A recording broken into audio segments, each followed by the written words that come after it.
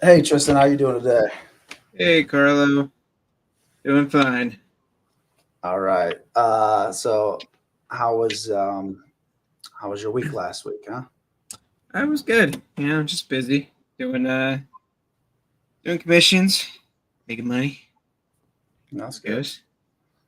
Did you end up working at all on your any of the sculpts that we did for the sculpting streams last week?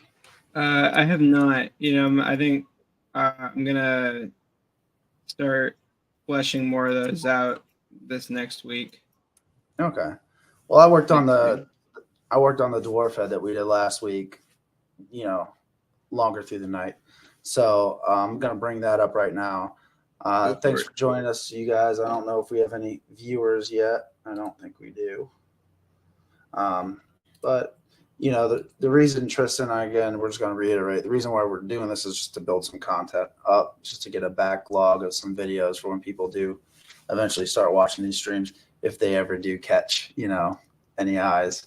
But so yeah, I did this dwarf head probably another 4 or 5 hours on and off throughout the day. Last week, I I don't let's see think if you're. I don't think you're. Okay, there we go. there you go. There again. So this is the guy. You know what I did last week was I figured I would I'm gonna full screen me this thing real quick. So I figured I would add some of these braids to him this week. I mean, after we went off the air, I added this mustache to him. So just we're building parts. I guess like a parts library. I mean, how many times do I have to sculpt a mustache? You know what I mean? So I'm going to get a mustache and I'll do some variations on this. Last week, it was without the mustache. I think another thing I did was I added this braid in the back of the hair, and then I did a couple different hair patterns for him. So we'll turn the mustache back on because I like it a lot better with the mustache. I didn't even think Yeah. about I didn't even think about doing that mustache last week, but here we It's go. always funny to me how different like a person or a character looks whenever you add facial hair. Right. Yeah, it And then just the makes a different total kinds of difference. facial hair. So I could give him a shorter mustache or a longer mustache, and I'll go back in and do that a little more. Another thing that I ended up doing on this guy, we'll zoom into these eyebrows. Um, I found the slash two brush and I added an alpha to it, and it gave me some really fine different gradations in the hair, and it happened really quickly. So from this point in time, I'd probably go back in with the Damien standard and flesh out some of these lines a little bit. But that's another thing I figured out when we went off air, something to do. Also, with these braids, I haven't done it yet, but my daughter had some braids in her hair this week. So I sat there for about 10 minutes and studied them. So I thought I had the braids down pretty good, but I found out a few things about how this I'm pointing the screen, they can't see me. But this piece right here, I have a little bit wrong. So I'm going to go through here later on and have it weave. This one's right. This one comes over, but then this one comes over this one, and then this one comes over this one. So these little areas right here, I found out that I messed it up a little bit.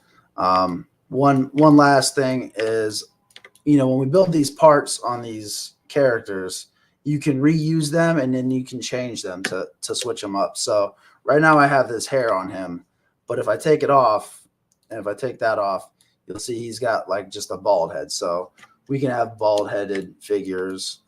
This piece right here, again, that can go on or off. I can hide these pieces and rearrange them. This one's for, whether I want to take off a braid here or just, mix it up all together. So when I turn all these off, he just goes back to like a regular bearded person.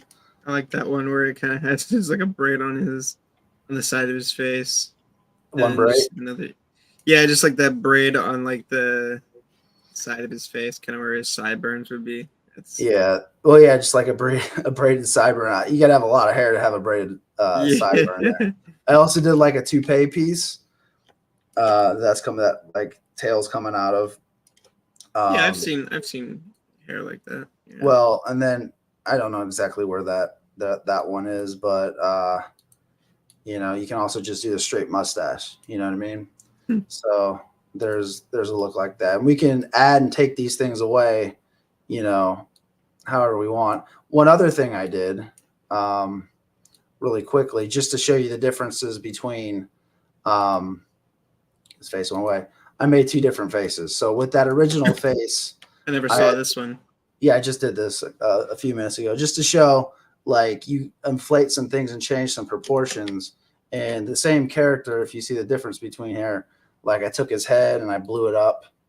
I moved it out here more, and the nose I moved out. And, just to get some variation between the different heads, I can make the ears stick out. We can make the ears go in, open mouth, closed mouth. So once we get the basic proportion of our quote unquote dwarf base mesh, like we did with the goblins, then we can actually put different noses and different ears on it and things like that, change it up. So I think with all these different pieces, whether I have the head piece on, or, have that toupee type piece on top of it with the littler hair, just opens up a whole bunch. And then when we go into like making more heads, right, we won't have to resculpt this hair piece. You know what I mean? I can just modify it a little bit, and then we can just slap it on something else and, go from there. Have you done that with any of your pieces, like reused assets, I guess, we're building? I do it occasionally. The hard part is that like a lot of the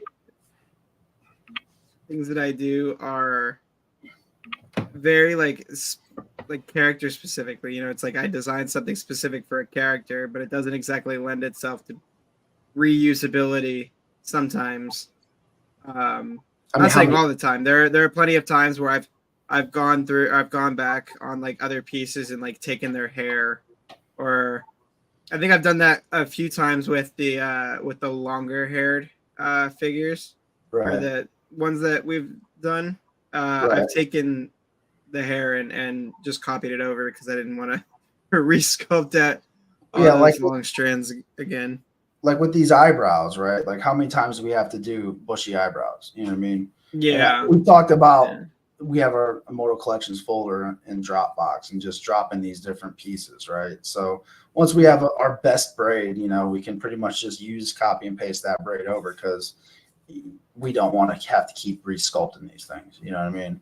And vice versa with the eyes. I mean, we could have a generic eye file. I feel like every time we do the eyes, we have to go back in and, copy the sphere, duplicate it, mirror it, put it up there like that. So, the other thing I did on this face was I fixed the teeth a lot. So again, these chompers, those teeth are great. A lot better than they were when I got off the air. I made this, your tooth kind of dishes into the gum there.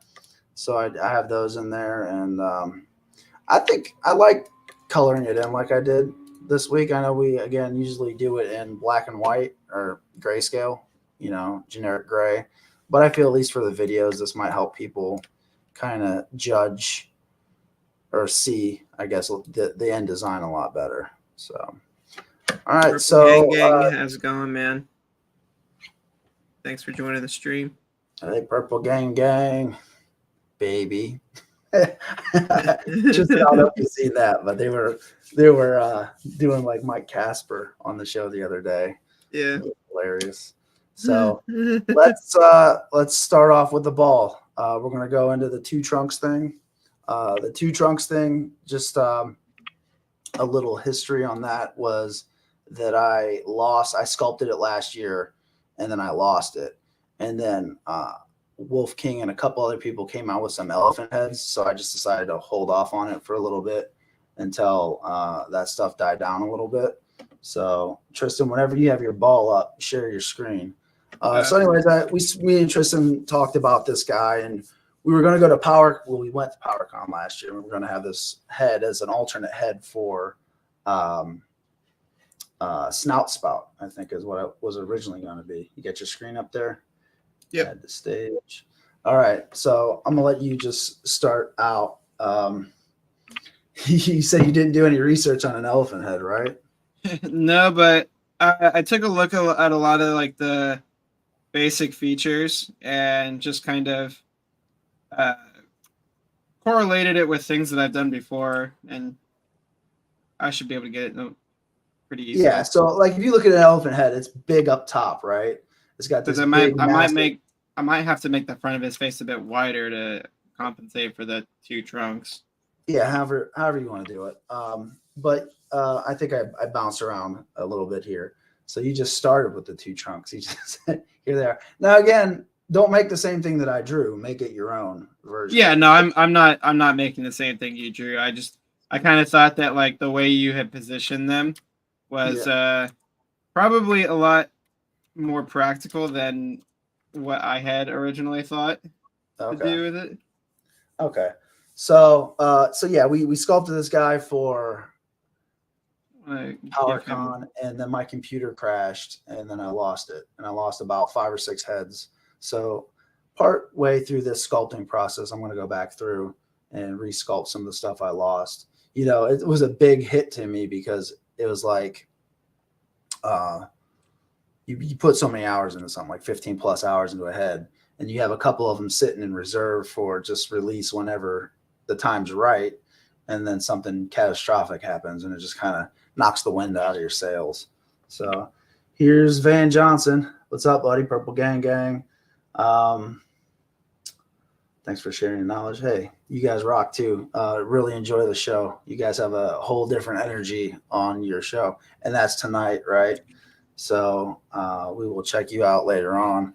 And then our other buddies, our fellow intern Jonathan Dunneth, he's got a show Saturday night live. I don't know how they're calling it these days, but we watch them on Sundays or Saturdays here too. So yeah, look at that, Tristan. You're already looking like an elephant. I guess it's not so difficult. well, you know, when I think the main concern in a lot of like animal heads that I've seen is like perhaps just the jaw, you know, just figuring out the shape of the jaw. And I mean, honestly, he kind of looks like a mind flayer right now, but it looks like a 2-trunked elephant is what it looks like.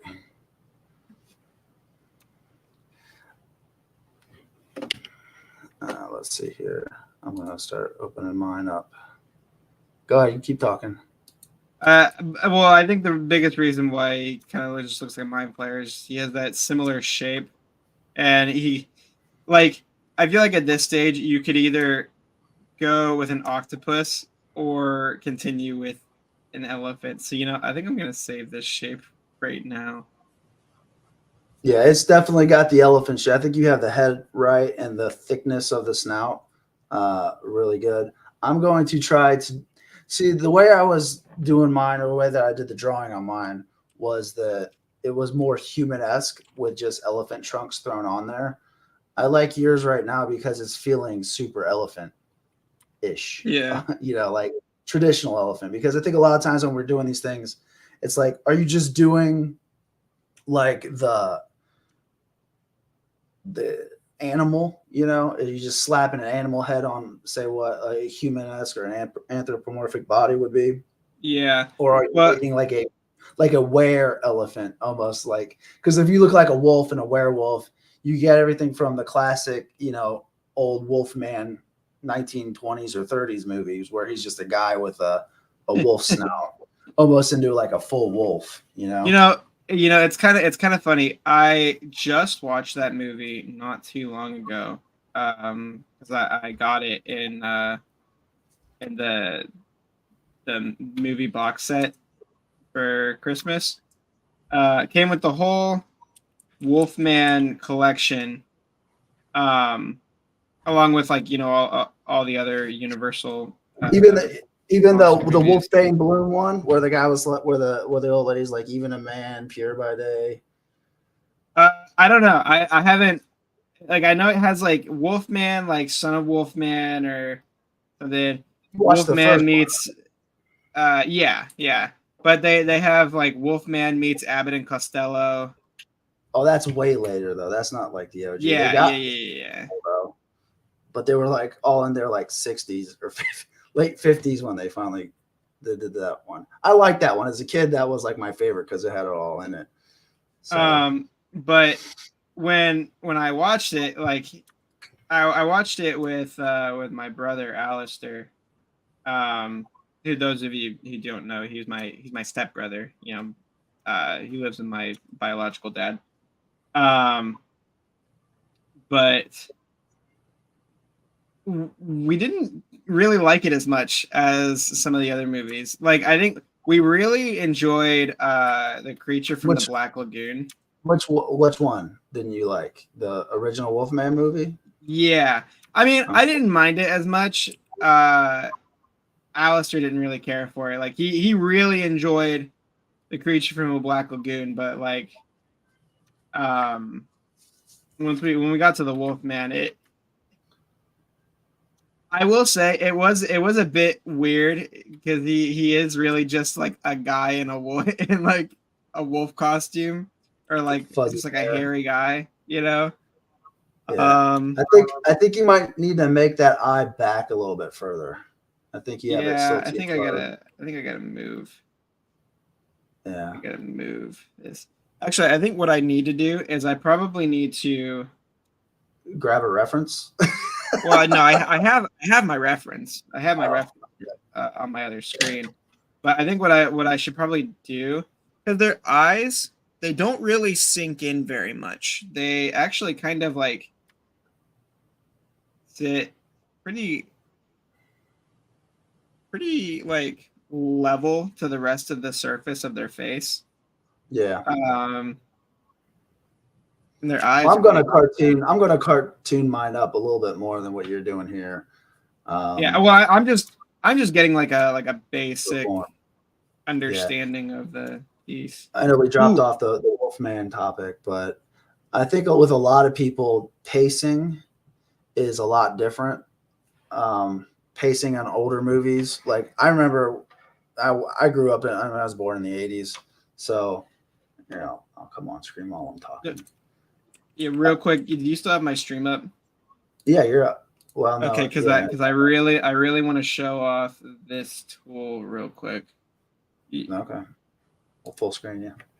Oh, look at you! What is that? What is that magic you just did?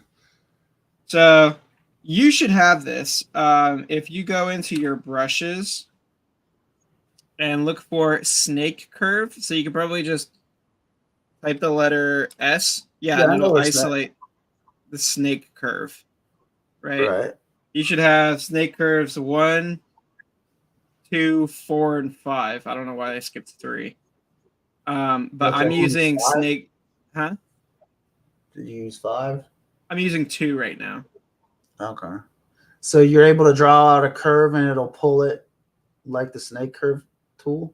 Yeah. I mean, it's kind of doing some crazy stuff right now, but. Yeah. I think that brush, until like you really have been using it for a while, you just pull it out and see what kind of craziness it does, and then you just work off of that, right? Yeah. So you're going in with your smooth brush now. Do you have your Sculptris Pro turned on? Yeah. Okay. All right. So, anyway, we don't want me on there full screen. I'm trying to figure out this whole lighting thing. When I go like this and block that, I become better. So when I was streaming later on at night, this wasn't so bright. I don't think I'm going to rearrange my living room in order to fix the light, but maybe I can find a way to block it a little bit better. Stick that Christmas tree that needs to come down in front of it. All right. Well, there's your guy. He's coming along pretty good. I think you're pretty far. We're going to switch back over to my thing because I just have a ball on the screen right now. So there I am. I'm going to go about this a lot different, I guess, than you did. Mm-hmm. Oh, boy. We're going to go back to you because my pen's not working. Here we go. It's going to take me a minute to figure that out.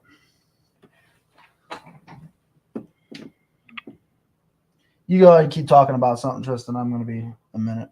Yeah. So, yeah, like, we got really into those old horror movies.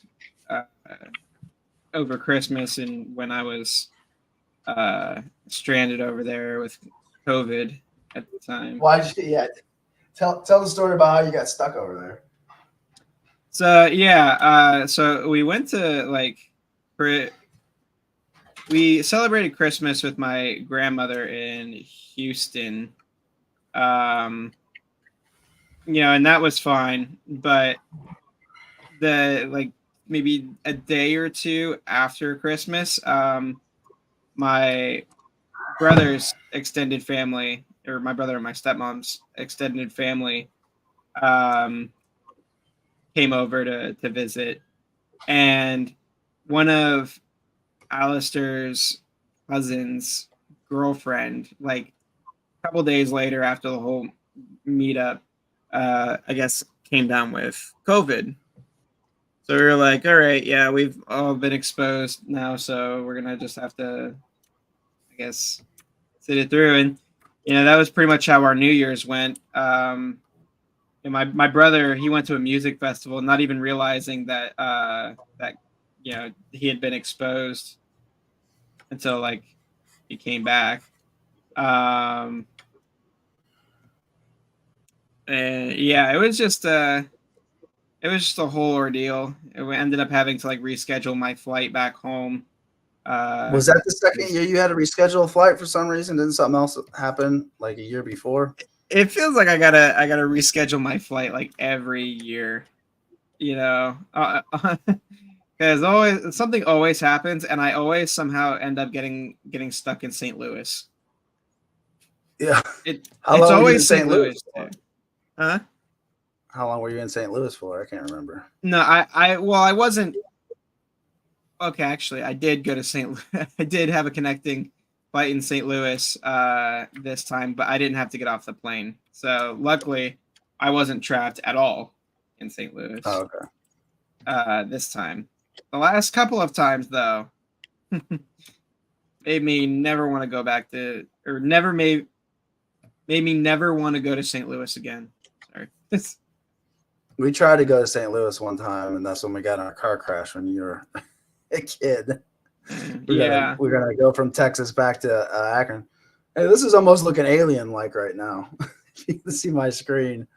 No, I can't. Actually, the one time I actually intentionally visited St. Louis too, I ended up getting robbed.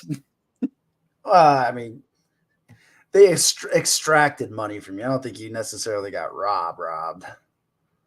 I mean, I suppose I was giving the guy did ask for money, and I was obliged to give him the money. Except, he was very quick to take the amount that I wasn't intending on giving him. And how old were you when that happened? I might have been like 14, 15. I can't remember. Yeah. Yeah, it's just big city life. Yeah. You lived in Pittsburgh afterwards. For a while. So you know all about that. All right, so check this out. Elephants' mouths are weird. I don't like them. When I looked up the references before, there's this shape, okay? And their teeth are up in here, but they're only on both sides. So I don't think they have any front teeth. I think their teeth are just on the sides here. I'm not going to go to this teeth step yet, but what I am going to do is I'm going to see if the snake hook, just the regular snake hook brush, will pull this out. I have this masked off here.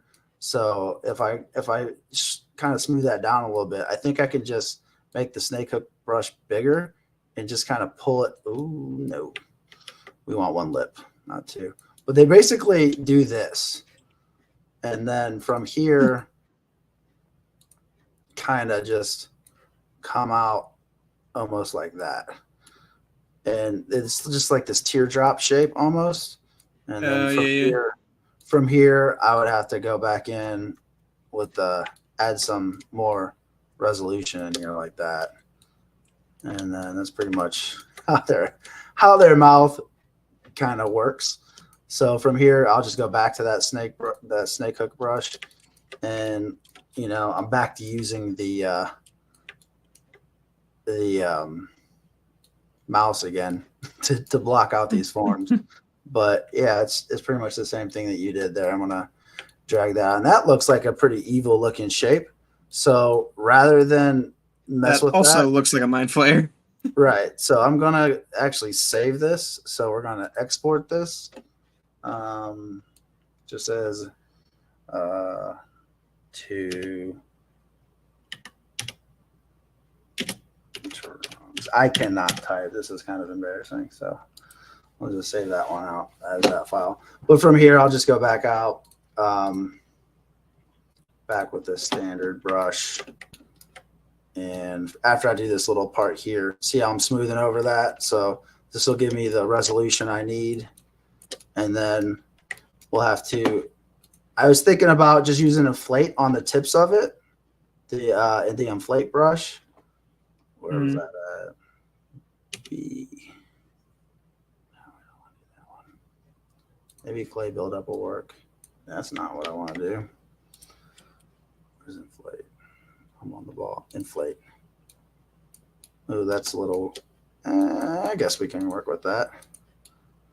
All right, so there's that, and then I'm gonna go over with the move tool and just kind of. Now, how long are you going to make the trunk? Because when I'm looking at the elephant trunks, like they reach the ground because they need to pick up peanuts, at the circus. Yeah. So, how long are you going to make your trunks? Like, I know we don't have a character's head to go here. I'm going to switch off this. Back to you for a moment. So you have that nice long triangle shape that an elephant would have. So that's real cool.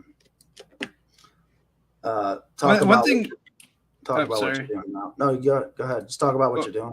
Yeah. Well, one thing I really like doing, and I try to do this with every piece, is like there are certain like directional lines that you can see in a person, in an animal's face, that is very like defining.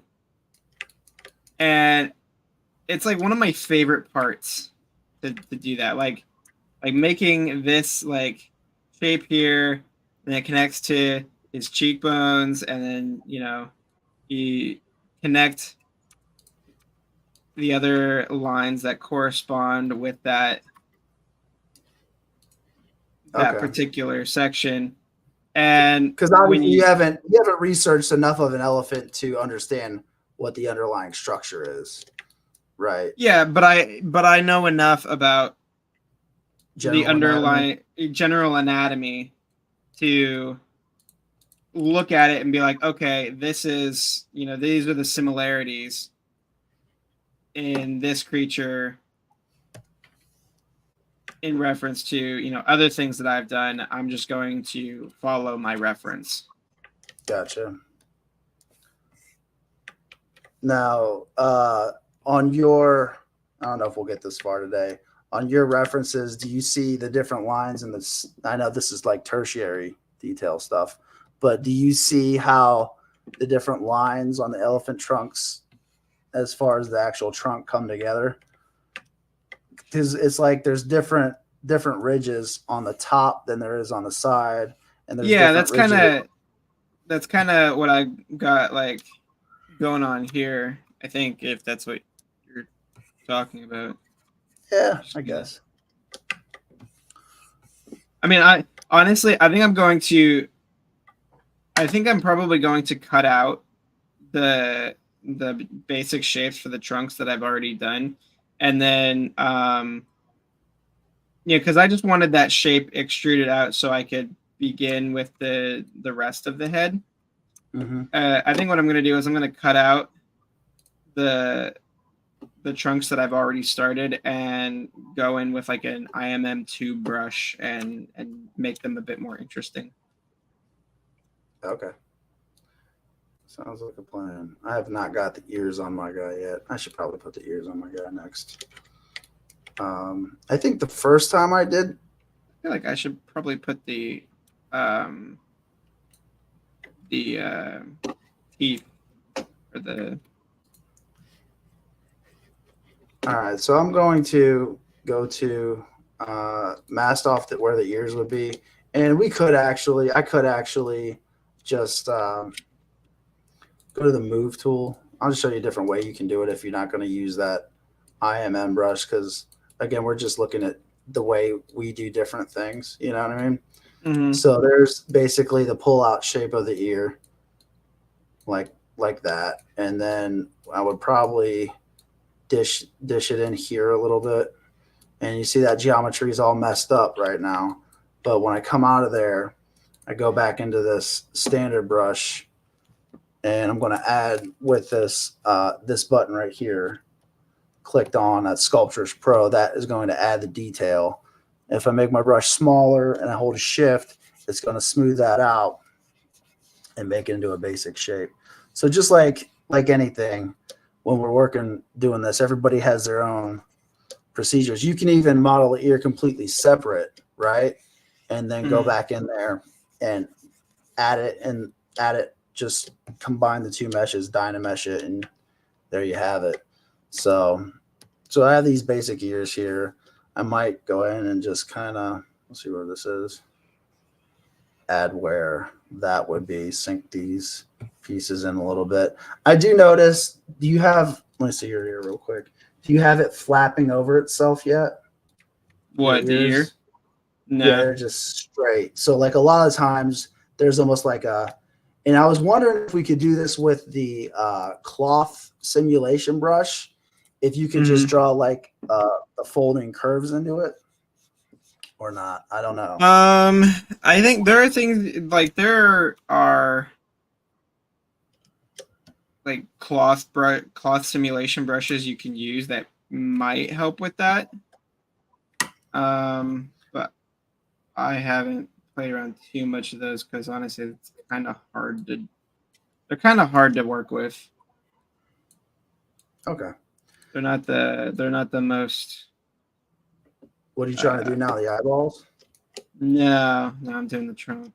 Or not the trunk, but the I'm doing the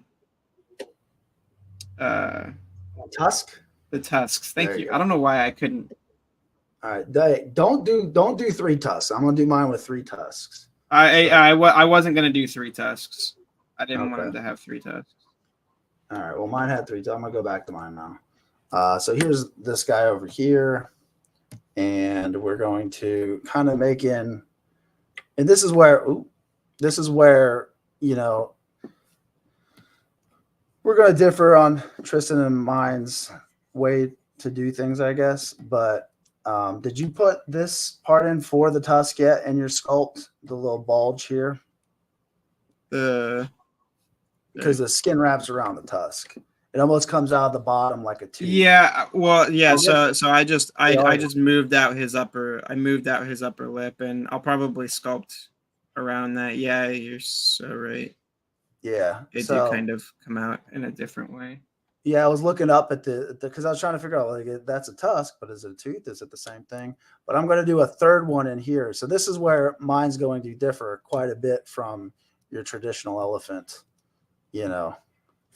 face, I guess. This is where I start taking artistic liberties, where you're just mixing and meshing stuff together. And the funny thing is, after we do these, and I'm going to see. I guess you can't see it yet, but like, the evil AI is coming along, and it would just take somebody to go and say elephant with 3 tusks and 2 snouts, and you'd have something already. So there's that part we're going to do there. Talking about the evil AI, Tristen, part of this for us, is evolving as artists. You can't talk to an AI program and figure out how it's creating things. But, as far as art goes, and this is the big debate around artists right now. And I don't know how much we want to get into it, but, I feel like the reason why I enjoy Mythic Legions so much, right, is because there's an artist behind it. Now, I do look at quite a lot of AI images on the internet now. You can't get away from them. For example, the Purple Gang Gang, You know, those guys are knocking out all kinds of promo images with their AI art. And I don't mind that actually at all, because it's something that allows them to, I guess, put more content out faster than Yeah, and if somebody was sitting there drawing it all, you know?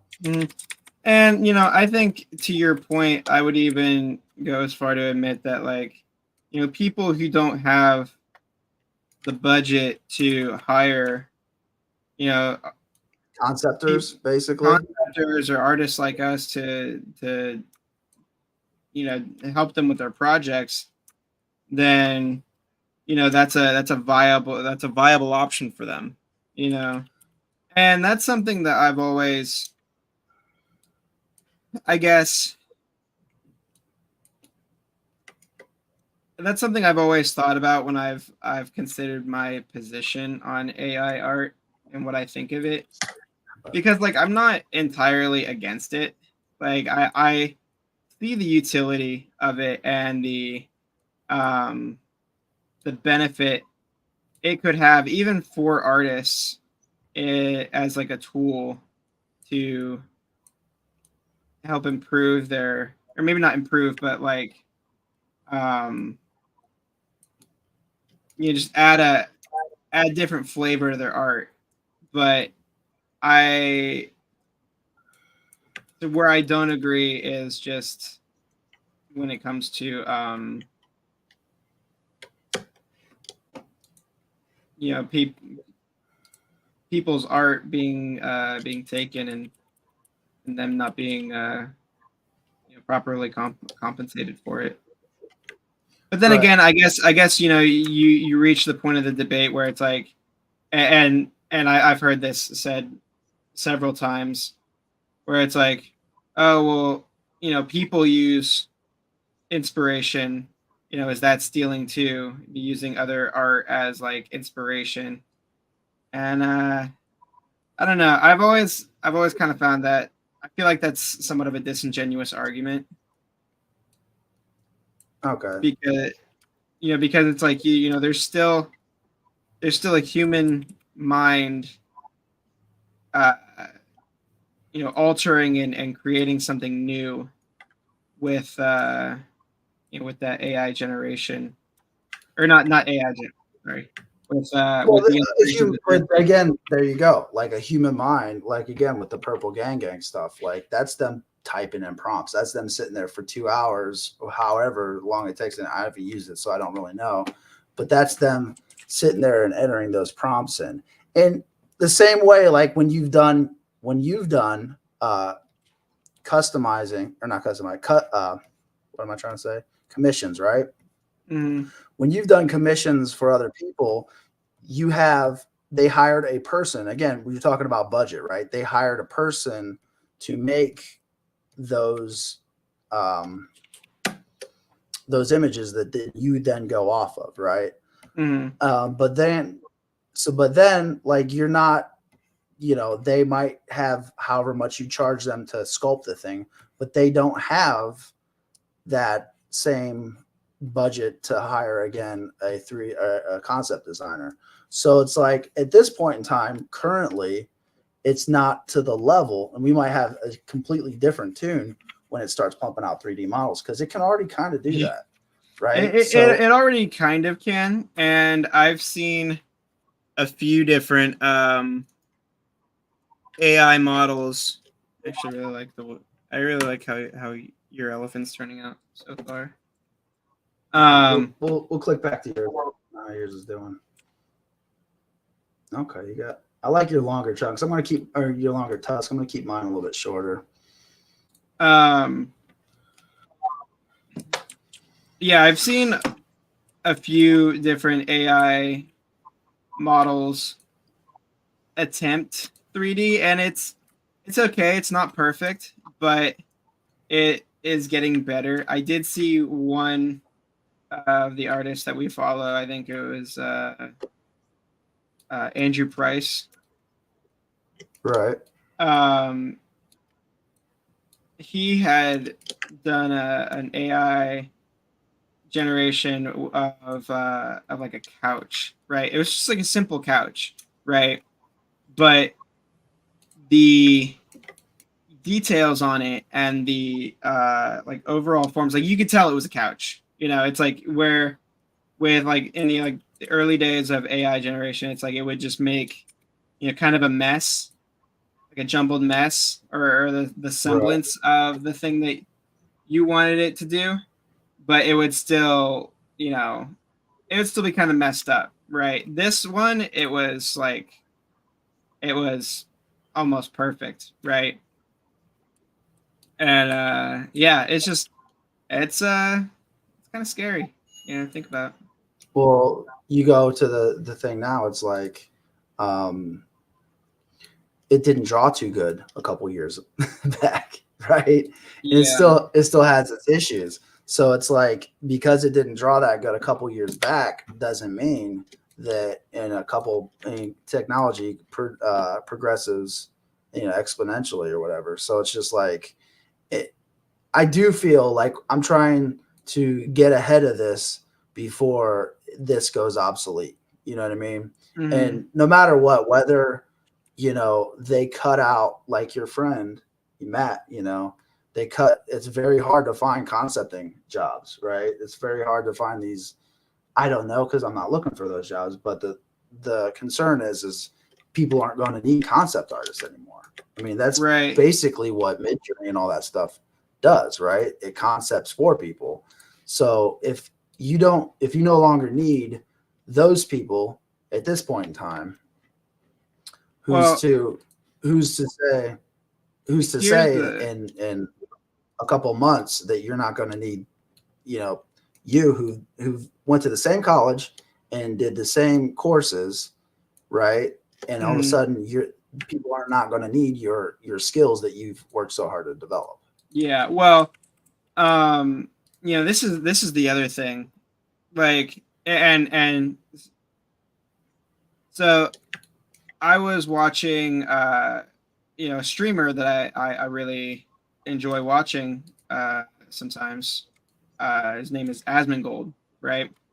He's very popular, very like the man lives like he's broke, but he's like a millionaire, right? And he's got like a very disgusting lifestyle, but um, it's like a very unclean lifestyle. But he made a comment. It's like a reaction to like a video he was watching on stream, and he made a comment around AI, basically saying that like nobody cares about artists' opinions on AI. Now, Nobody being who? see, but that was the thing, right? That was kind of what got him into hot water. Is he didn't really, I guess, clarify very well at like who he was meeting, but it's like I've heard him talk on this before, so I knew that when he was talking about this, he was talking about just like consumers, right? The So market, right? consumers don't care if an artist made it Like versus like average everyday people who don't care about the, or who don't know or care about the art that went into making the something. process. But they don't care about the process. They just Yeah, want the they don't care about the process, they want the end result. And you know, that's what kind of what he was talking about. It's like, you know, nobody cares who made it because they just, you know, they just want the thing. It's like if it this was in reference to video games. He's like, if a game is fun, he's like, I don't care if it was made with AI. It's like the game is fun. I want to play it, right? So that's kind of what he means by nobody cares, just because when it comes to what people are going to spend their money on, you know, they'll do it regardless of whether or not it was made by a person or not. okay. I got you. Yeah, it's a very interesting time. I don't know how this is all going to shape up. You know, we first seen it like the first week Midjourney came out. We're like, it's done, it's over, it's over. Uh, Nobody's going to use us anymore. All this stuff that you know, it turns into like, is it just going to turn into a hobby? I mean, I'm not really trying to make money off of my sculpts. This is still mostly a hobby for me because I have a full time job Yeah, to but like provide. someone in my position, That's not your situation. this is my full-time career, you know. Yeah.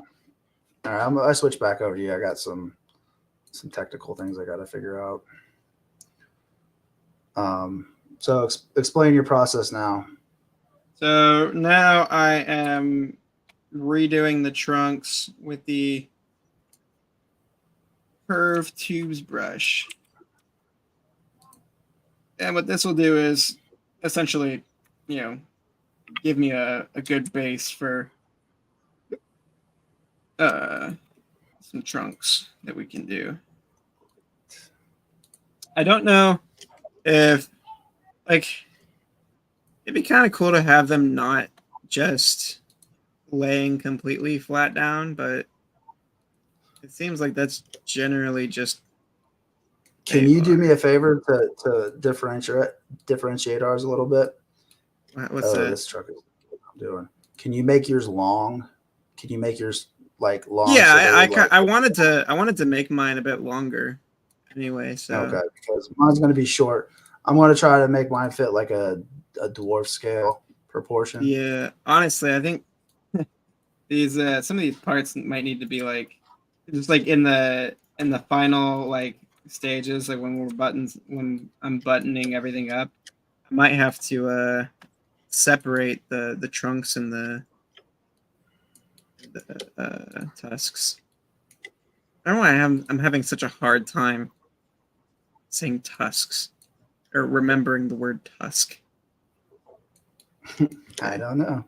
My brain just keeps wanting to say like antler or tooth or just weird. I don't know what's going on. Okay.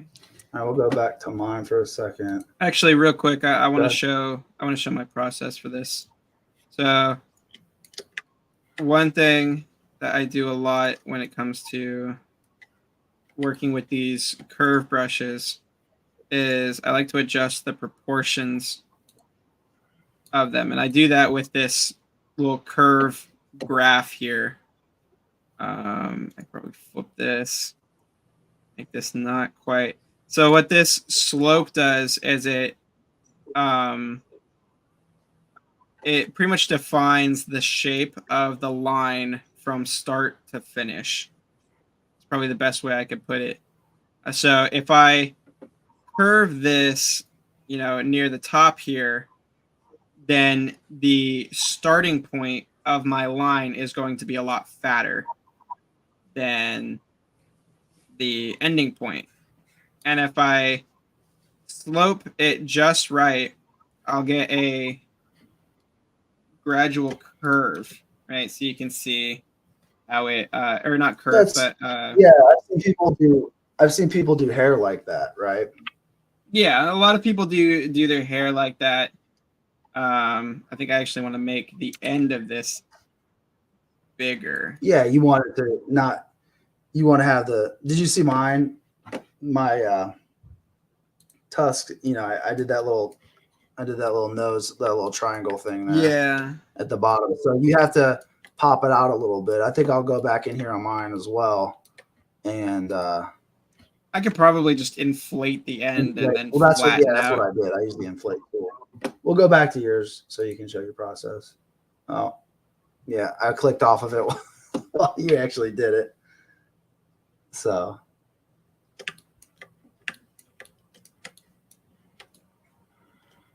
Oops. Okay, I'm going to add the beard for my guy now. So we'll append a sphere. I'm going to do the beard this week, just like I did the beard last week. So we'll stay on your guy while I'm doing that. Okay. I was going to import one. I thought I saved it out from the other file, you know, exported or whatnot, and I didn't see it. So I'm just going to do this. And yeah, this is where we get into the literal version of an elephant versus a stylized version of the elephant. Now, are you just going to mirror that when you finish it? I mean, I think at this current point, probably. But I feel like it's gonna kind of trap me if I do that. Like trap me in just this shape. I don't really want. See, but then it's hard. Maybe I could just make the ends different. I don't know, because it's like there really isn't a whole lot of interest or interesting, I guess, dynamics with the trunk because it normally just hangs down all the time, you know? Like, yeah, like sometimes they'll curve it up, like when they're like, you know, washing themselves or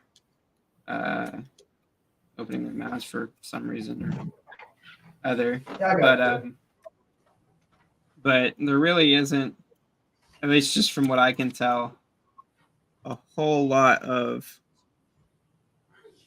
interest. I mean, maybe I could just curve them up.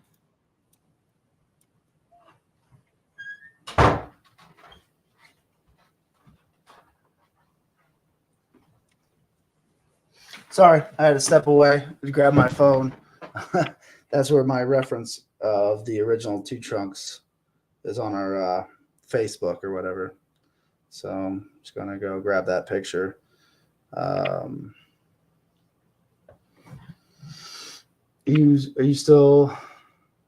Where are you at now? What are you working on?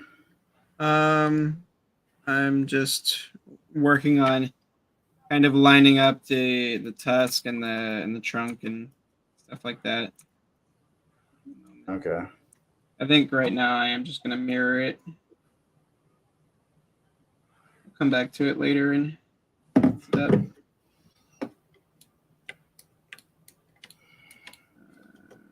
All right. So I'm gonna click over to my screen next. I'm gonna do some fun stuff now. All right. So I have this color in here. We're gonna make the beard purple. Just to get a little bit of where we at? Just get a little bit of go to color and fill object. That should fill my beard in. So when I click to the other colors, we'll make this guy a bluish purple for the head.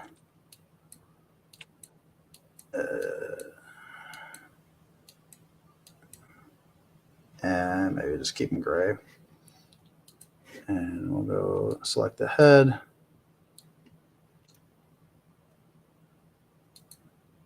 Another one I've been working on. Color, fill object.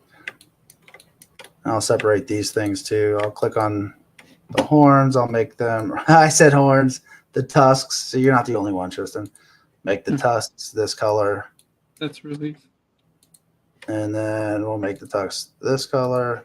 There's kind of, I guess, where's my reference? Elephant eyes should be white. So I'll select the eyes. I'll make that skin shader. Make the eyes white. Am I selected on the eyes? Color, fill object. And we'll get this guy, the lone tusk in the middle, back to gray. We're going to select this one, make that one. And back to the beard. All right, so we got a little bit of color on my guy now. Differentiate it from yours, Tristan. So I'm gonna go back with the snake hook. I'm gonna go back to, I have this Sculptress Pro on. So when I grab the ends of this, oh, we don't want that.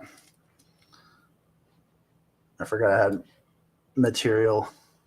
Turn RGB off. All right, so I'm going to snake hook. I'm going to make my snake hook a little bit smaller. And I'm going to pull out a little bit of these different, make it a little bit smaller. Pull off some of these different, I guess, hair strands, you know? Mm-hmm. I'll have it coming out like that. So that's the start. I don't know why the middle of the horn turn purple again? I thought that was okay. Remesh by union to make these all one piece again.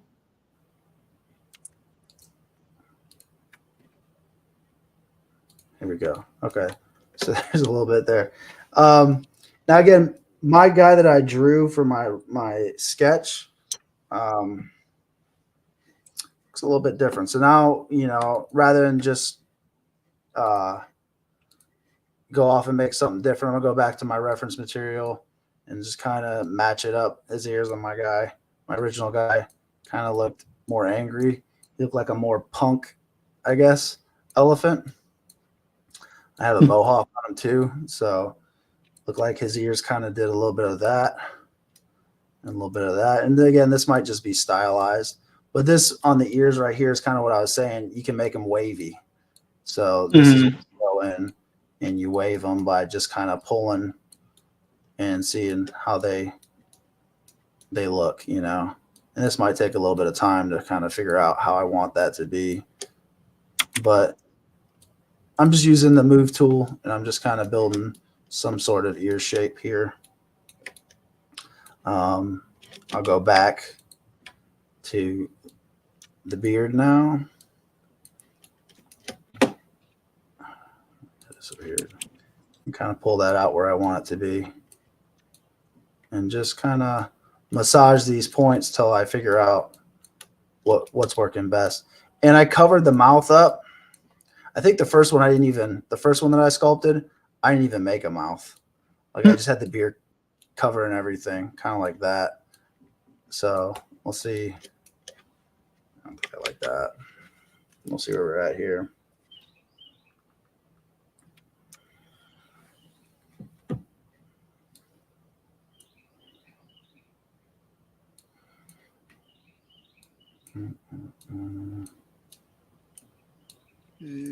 Okay. Yeah, I think they've all kind of got that little hump on their head. Another thing I see just right off the bat is that the tusks on my guy are a little too, from my original sketch, a little too straight on. So I'm going to go and I'm going to rotate these trunks out a little bit more. I think that's more how they looked. And I think I had it higher like this. So even though I sculpted those things lower on the actual, and I liked it. In fact, since I did like the way the head was looking here, I guess I can always go back, but I'll just take the part that I sculpted, move it and stretch it so it fits this part a little bit better. And this is again where I'm going to stylize, I guess, make it more character driven than just a straight elephant, I like that. I think, and again, I don't really know the proportions of the elephant head, but I'm just going to come in here and try to match what I initially had on my sketch. And I feel like, again, doing this live on air, there's a bit of nerves, Like, and I know nobody's really watching it now, but I know that this is going to be out there. So I'm kind of rushing through and making some decisions on the fly that I might not make necessarily. Again, we're going to put a mohawk on the top of this head. We'll go back to yours right now because I feel like I've been on me for a while. See where you're at and what you're doing.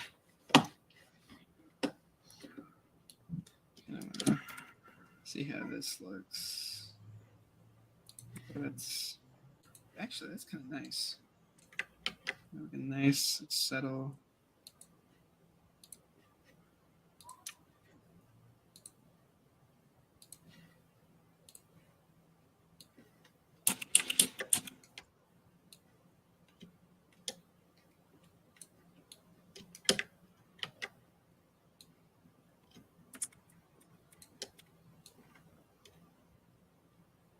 This is like a spot where making symmetry kind of, or making it like symmetrical kind of sucks. Like when you get like. Are you trying to take symmetry? Did you take? Yeah, you did. You took symmetry off. So you're already on to the tertiary details then, right? I mean, I'm just kind of getting Feeling a it feel out. for some stuff. Like sometimes when I work, I don't always work like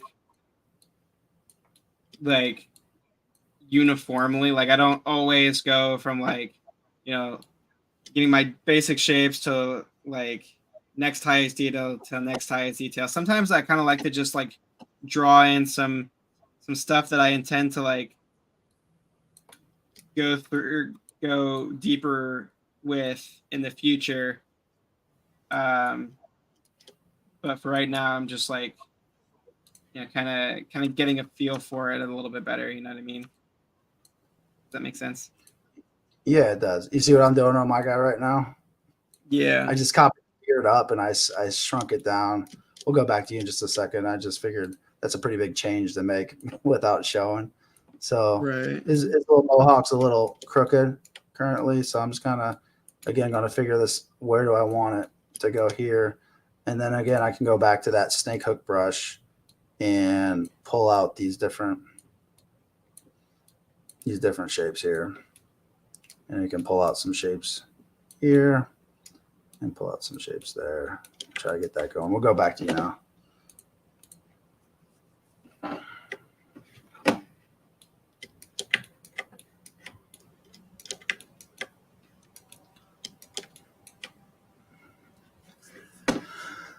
Okay. Well, I felt like his face was a little too thin or too narrow, so just widened it up a little bit. Yeah, sometimes when I work, it's very like kind of erratic in the way of just like I'll just like be working on something and then I'll see something else and then I'll jump to that and then I'll see something else and I'll jump to that. yeah, I think a lot of people do that. Um, it's like real quickly, you can have a favorite part of a piece, like, oh, I like this a lot. And then you have your struggle pieces. Sometimes it's just kind of like all falls together. Like, I think the first, again, I keep going back to the first elephant I did. The first elephant I did seemed like it happened a lot quicker than this. And it was because there was no like pressure sometimes, you know what I mean? And a lot of times you do it second time and it comes out quicker and better, you know. But Yeah, sometimes I've definitely had plenty of those. Definitely had plenty of those times. Right, it's like I'll be working on something and it's just not quite working. So sometimes you just got to go back to the drawing board. right.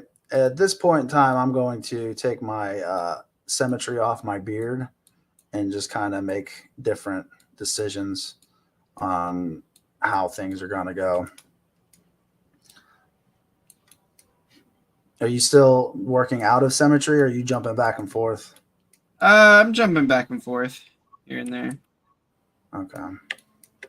Just kind of up, like making some areas that don't need to be symmetrical, asymmetrical, and like with the eyes here that I'm currently working on, kind of making those symmetrical would probably be a good idea, at least for now. I didn't even do that yet on my eyes. I didn't even make the lid. I should probably do that now. I seen a really cool technique on the internet the other day on how people do, like they took a sphere and cut it in half and used that as the lid. And Yeah. while I enjoyed that technique, and it seemed like they could probably do it real quick, I did these eyes right here in like 3 seconds. Yeah, like you'll see the steps. Like it was this, and then first step was the top lid, and then second step was those lids, and then it's pretty much in there now. It's sunk in, and I can make my decisions from there. And I haven't even touched Damien's standard yet. I think I should go back in there and start messing with that, cutting some lines in there. Yeah, I've tried that method before, and it works. That's just not how I prefer to do it, really. There's a lot of different ways, I guess. Yeah. They say in Abstract. in the 3D art field and probably other art fields too. It's like there's like a million different ways to skin a cat. Yeah, we thought. Well, they're watching both of us work right now, so it's like you and me are completely different with how we go about doing things. I still look at things more of my original box modeling days, to where it's like, why is this not working? It's not smoothing this. Because that's the hair. My eyebrows are over here. I originally built my models box modeling, you know what I mean? And you didn't really have a lot of that. So where I'm looking at manipulate individual vertices, you've always pretty much looked at it as a piece of clay, right? Yeah, well, I mean, there are still moments where I have to somewhat box model in the way of like, when I'm making hard surface pieces, I can't always just sculpt that in. So I'll use the Z modeler function, which admittedly took me a lot of time to figure out because it's not exactly. I still can't use it. I've tried. I've tried. I've looked at tutorials.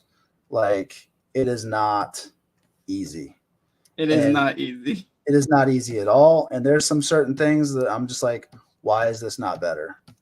It's like they've had Z Modeler out for what, 5 years now? Z Modeler has been out for a long time. I think Z Modeler was out before you went to college. I think Z Modeler was in. What version was I using forever? 2017. Dude, I don't know. I'm pretty sure Z Modeler was in that too. I'm pretty sure. That's what I'm saying. Like, Z Modeler has been in it since 4R7 at least. Oh, okay. All right, so there's some eyebrows I did. You see that? They're basically the same as the dwarf eyebrows that I did. So I could have just grabbed those and brought them in. You know what I mean? And I think maybe in the future we'll start doing more of that. The next thing that I have, we're gonna go back to you. Next thing I have is I'm gonna add like earrings and tusk jewelry, but we'll see what you got going on right now. So are you going to make it basically just an elephant head with 2 trunks? Or are you gonna bedazzle it somehow? I mean, I'm gonna make it a bit more interesting. I mean, I tend to work in a more like realistic style anyway. Yeah. So, I think it's just kind of easier for my brain, especially considering that I've never done an elephant before. It's looking like an elephant, though. I mean, for never doing one, you're doing pretty good, Yeah. But I think right now this is like partially just me kind of my brain processing like what it's doing, but also it's like later, I'm gonna add some interesting flair to it. It's not just gonna be just a regular elephant with 2 trunks. Like there's gonna be something else to it. Yeah, I got again, I'm trying to make it cartoony almost. I'm not really sticking too much to what the anatomy should be. I think that's where our approaches, styles and approaches are different. Which that's good. Yeah, I mean, in the end, you're gonna have a model, and again, I'm not I named this the Immortal Sculpt off, but it's not like we're trying to do the better or outdo each other. It's just kind of here's 2 guys doing a similar thing. You know what I mean? Yeah. But and again, some people like one over the other. Some people, would say, why did you scrap that? That was great. Or I didn't like that at all. Yeah. So, and as artists, we've taken criticism. We criticize each other. I find we criticize ourselves the most, I think. Yeah. Well, I won't release pieces at all because I don't like it, Yeah. And and especially with that alien guy. Remember that head you made for your big alien, your cosmic 4-legged alien? Yeah. You had these faces that you liked and you were going into, and you got a lot accomplished with those faces. And I just come in and I said, nope, that's not it. That sucks. That's not the. It didn't suck. It didn't suck. What it did was it didn't pop, Yeah. And that's, I think, a lot of times what artists have to realize is this thing popping, or is this thing just like going to be looked over? Because there are some really good artists. Yeah, there are really good artists in the ZBrush world, not so much, the 3D printed parts thing that we do, but just regular ZBrush artists that are just like, they make tertiary detail. And when I say tertiary, I guess I should define this, right? It is the little bumps on your skin. It's the little hairs on your head. It's the little details on something that add realism to it, right? If you look at Pixar stuff, it doesn't have a lot of those details on the actual characters. So that's what, the tertiary detail is. Right. And I struggle with a lot of that even still. Like a lot of the tertiary details I put on, there are times where I feel like they're being added almost haphazardly, Okay. Like I want to. One thing it has to have some. It has to have something there, but you don't know what it should be, so you just throw something there. Is that I throw stuff there until I find something that like looks good. So it's like I'll go through like texturing the same thing like multiple times or adding texture to the same thing like multiple times just so like I can get a good idea of like, okay, this doesn't really work. This works a little bit better, but maybe I can find something that will work even better than that. Yeah. Right. So that's kind of where it becomes a little hard. And then even then it's like, if I'm using like an alpha brush, it's like part of me kind of feels like I'm cheating a little bit. And then, I got to kind of remind myself that, it's just kind of how the end result is what you're looking for. Yeah, the end result's what matters most. If you're doing like a realistic, like your elephant's more realistic, right? Or if you're doing something that's more stylistic, like what I'm doing, it's like, I think it would be harder to do the stylistic, but again, that's just me. Like, I think a realistic would be pretty on the nose. You know what I mean? Well, like, this is what elephant skin looks like. Yeah, and stylized pieces are very challenging in their own ways. Especially if you don't have like a style, like a preset style already going in. Right. Like you're just kind of winging it in a sense. Or that's what I like about this show. What we're doing right now, we're just winging it. Like, yeah, this guy. I mean, obviously, I've done this guy before, so not so much from my perspective. And again, this thing for me, what I'm trying to get out of us sculpting here on Saturdays is just more pieces out. It's forcing me to get, not sit there and scroll on the phone, watch other people's sculpts. Because that's what I tend to do on Saturday a lot, is I just lay there because my week was so hard and just veg out because there's little effort, you know what I mean? But as far as you go, with your sculpting here, right? You're stretching yourself. You know what I mean? Yeah, and I really appreciate this time too, because like you're right, it's kind of forcing me to do things that I maybe haven't done before, or just kind of flex some creative muscles. And yeah, ultimately just getting more content out there. Because like before, having to come up with like new designs all the time, to put on, say, like Legion Shop or on our own website is difficult, Yeah, you tried that on the regular website. We didn't get too much out on that.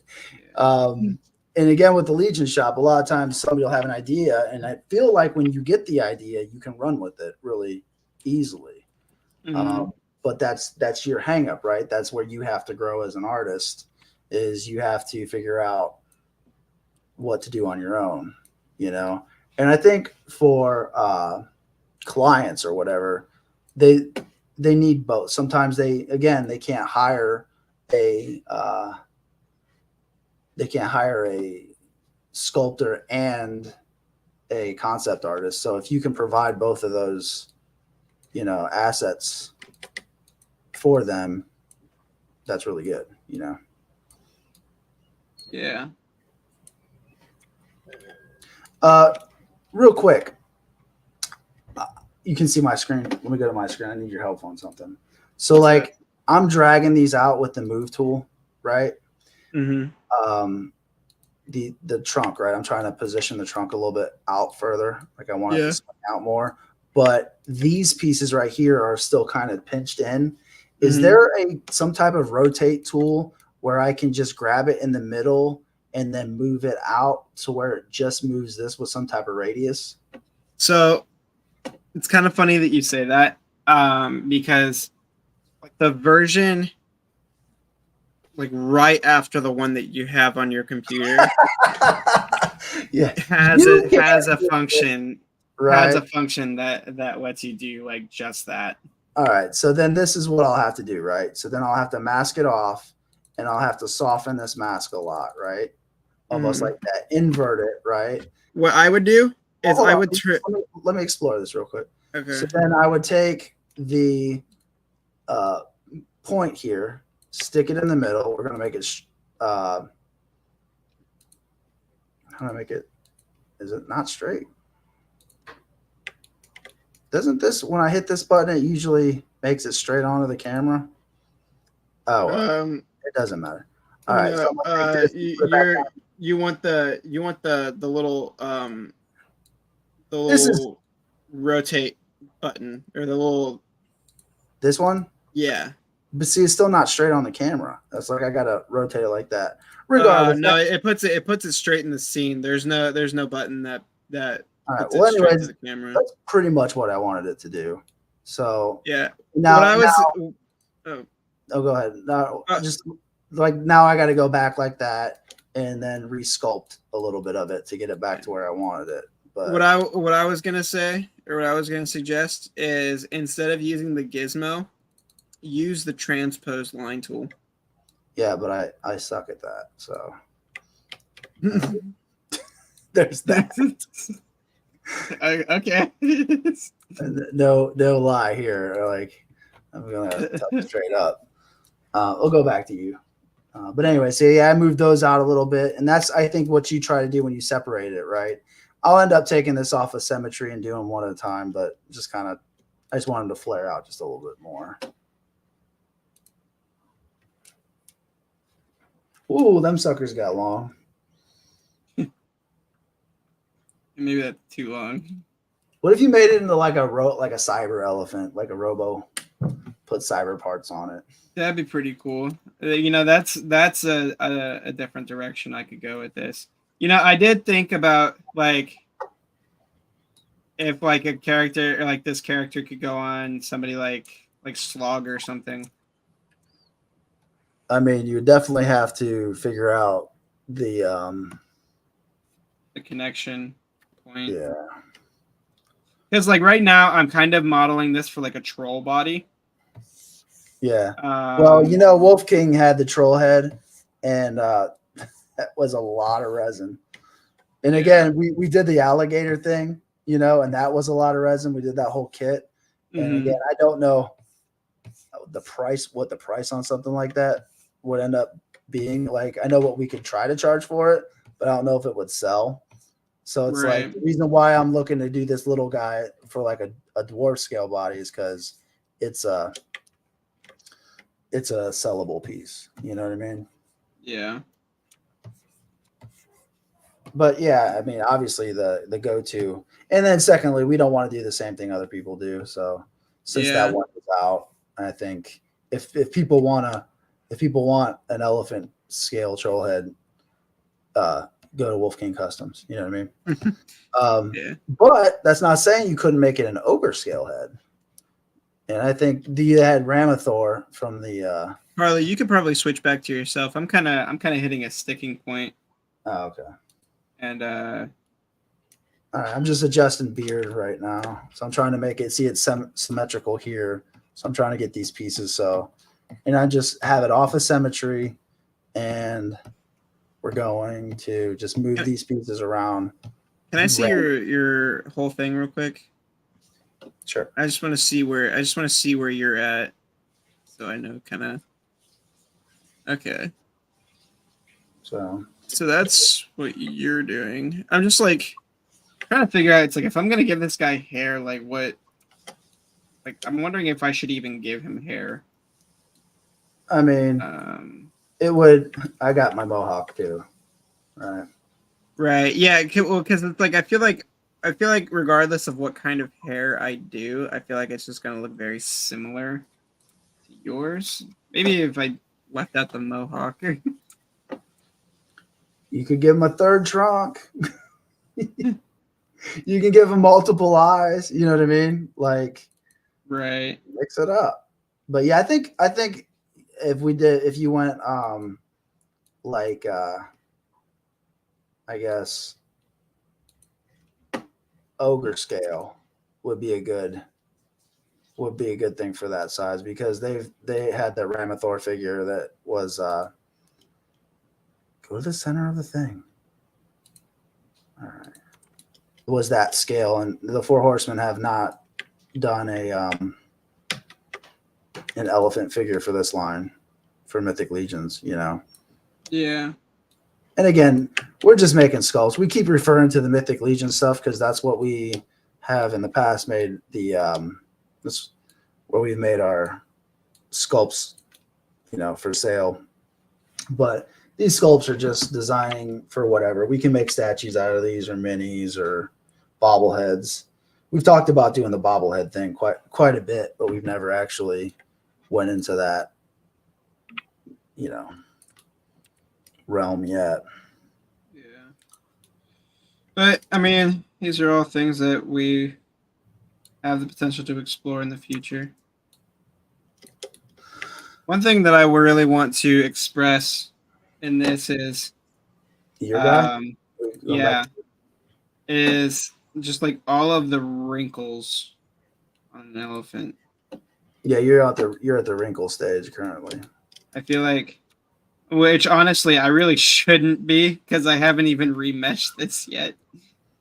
Honestly, you know, now would probably be a really great time to do that. Is to just remesh this whole thing. Yeah. And start refining my shapes a little bit better. I'm just adding rings to the ears now. On my guy. I think I could. So have you ever seen like people, and I know like I guess we're going over to like the orc kind of they have rings in their tusks, right? You've seen them put rings in their tusks? I've seen iterations where they have rings in their tusks, yeah. All right. Like through the tusk? Yeah. I've seen stuff like that. So I feel like I'm gonna switch over to mine for just a second. So I put a ring on this tusk right here, right? So what I'm going to do is I'm going to look at where this scale is, and I'm going to extend that out like that. So it's almost like a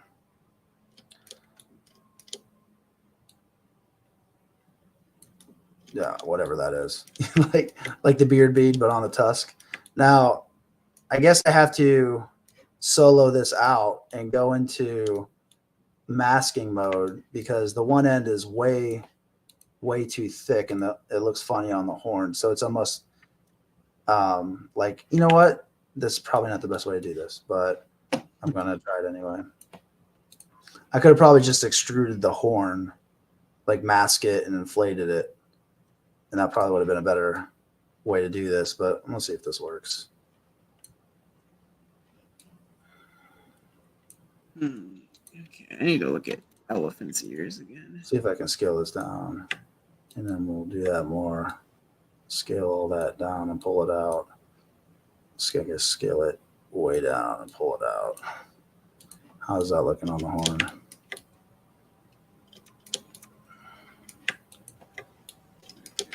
Well, this is not working for me.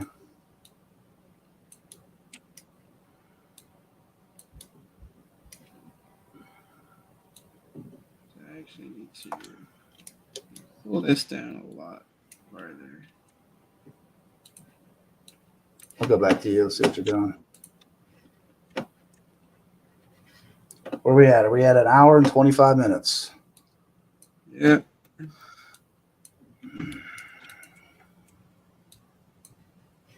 What the heck? Sometimes ZBrush likes to do some funny stuff, man.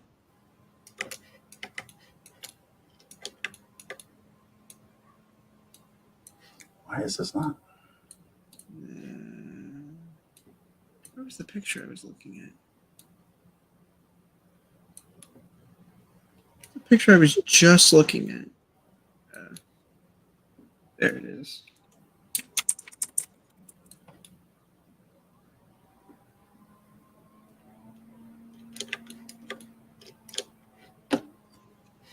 Hey, what do you think about this thing? Is that too big? I don't know if I'd say it's too big. I think it just needs defined a little bit more.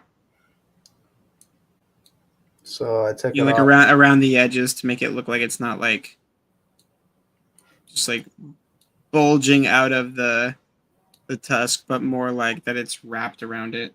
Right. And that's the tricky part. I guess if I would have just had a good geometry on the tusk to begin with, I wouldn't have to deal with this. Because now what's happening is it's getting distorted because I'm moving it. And then, we don't want to do that. Take that off.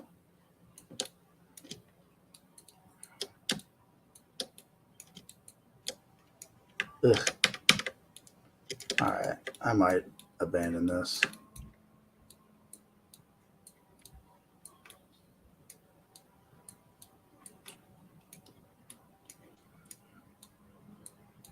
So again, after this, I might work on this for, another 10 plus hours. You know what I mean?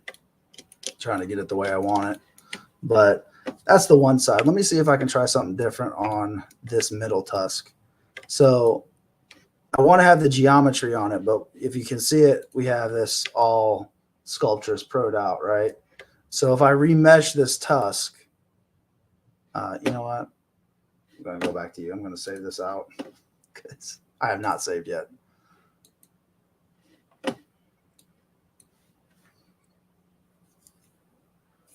Continue talking what you're doing. Yeah, so I'm just kind of trying to get the right shape for the ears at the moment, and then just like going back, looking at my references, looking at where my like shapes use some more work. Forms, I feel like I'm getting the shape a lot better for the ears now. So gonna go back in here and just slightly inflate everything to just add thickness so that I'm not stretching myself out too thin in terms of material. Yeah, this was kind of a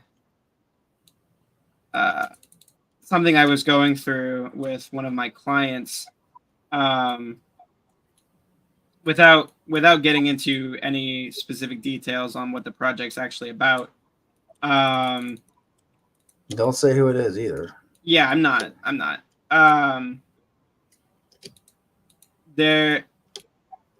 I was having this problem, not really with the piece itself, but just kind of in my own like workflow. Well, I suppose it was translating into the piece, but essentially it's like I was focusing so much on like making it a functional piece, and he was like, he was like, let's try and instead of like focusing so much on like the functionality of it, let's just focus on like making it look good, right? And I was like, okay, and he was essentially saying like he was gonna have like his production team and whatnot, focus on making it functional. He just wants me to make it look good. Yeah. Which it's like, I think the reason I was having such a problem with that is because so much of my workflow has been like partial, like make it look good, but also make it functional, right? Like make it so that it's going to print. And so, the fact that I don't have to worry about that and I just need to make a good looking piece, it's kind of difficult for me. You know what I mean? Right. I got you. To sort of just separate the two. Let me go back over to mine because I'm doing something cool. All right, so I remeshed the horn. So it gave me good, you can see that, right, how I got remeshed. Now what I have to try to do, so it's this shape I want to follow this horn, I have to make sure that the selection only selects, like this one up here has a little bit of, undo that, has a little bit of uneven selection with this tool. So I guess that could have been a Z modeler thing where I go and I select all those edge loops. But so from here, I'm just going to do the simple thing that we did before, which is go to the extract and extracts at the bottom here. And hopefully when I extract this, it gives me, oh, I didn't see it, extract. It gives me exactly what I wanted. Now that thickness is too much, so I'm going to go down a little bit, hit extract. And that's too thin. So we'll extract it again. Kind of, it was all right. One more time, if I get there, extract. There we go. So that's probably the best way to do that ring around the trunk, right? It has good geometry now. Let's see. Let's see. Did it extract it? Well, you gotta accept it. If you extract it, you gotta accept it. Yeah, hit extract, accept. There you go. So if you look at it now, it's pretty good. There was that one little piece right there. So I guess I can go back in to this because I want it to be right. And I don't know where that piece was because it looks like it's all accepted. I'll try to look like it was right here. Extract again.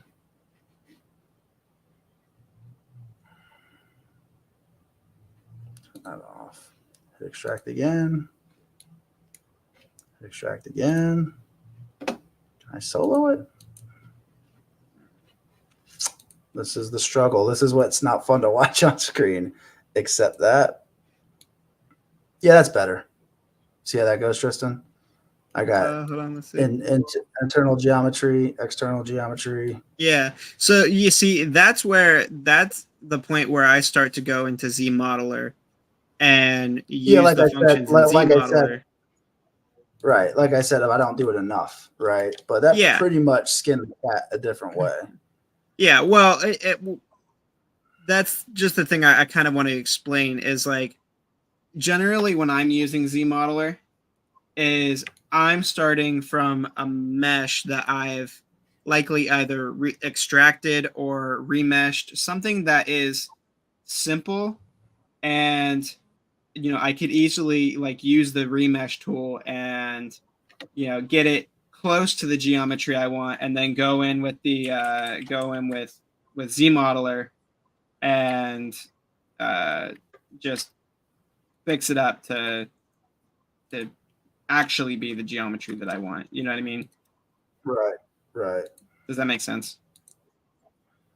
Yeah, it's just that if I can get by without using Z modeler, I'm gonna try to do that. Absolutely. Understandable.